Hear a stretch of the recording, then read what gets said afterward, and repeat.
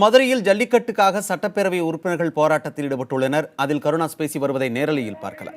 எப்படி இது சட்டமன்றத்தினுடைய தொகுதியாக மாற்றிக் கொண்டிருக்கிறது என்கின்ற கேள்வி எழுப்பிய பொழுது அவர் சொன்னார், இதை ஜாதி கட்சி என்று சொல்லுகிறார்கள். ஆனால் இந்த தொகுதியிலே முக்குளத்தோருடைய ஒட்டுமொத்த ஓட்டு எண்ணிக்கை 20,000 பேர்களுக்கு மேல் இல்லை. ஆனால் தொடர்ந்து இந்த கட்சி வெற்றி பெறுகிறது என்று சொன்னால் அதற்கு ஒரே காரணம் என்ன தெரியுமா என்று கேட்டு அவரே அந்த பதிலை சொன்னார். அவர் சொன்ன பதில் என்ன தெரியுமா?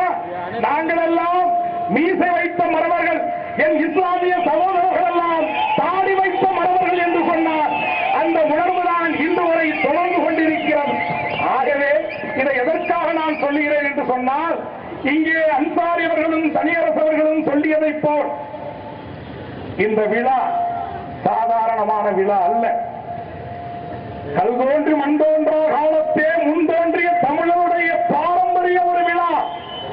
முழுக்க முழுக்க மண்ணை சார்ந்து மண்ணை சுரண்டி வாழக்கூடிய அந்த விவசாய மக்கள், அந்த மக்களுக்காக அந்த ஜீவராசிகளாக இருக்கக்கூடிய அந்த மாடுகள், விவசாயத்தை மூலதன தொழிலாக கொண்ட இந்தியாவிலே, குறிப்பாக தமிழகத்திலே அந்த மாடுகளுக்கு நன்றியை தெரிவிப்பதற்காக எடுக்கப்பட்ட விழாதான் இந்த ஜல்லிக்கட்டு விழா என்பதை யாரும் மறந்துவிட முடியாது.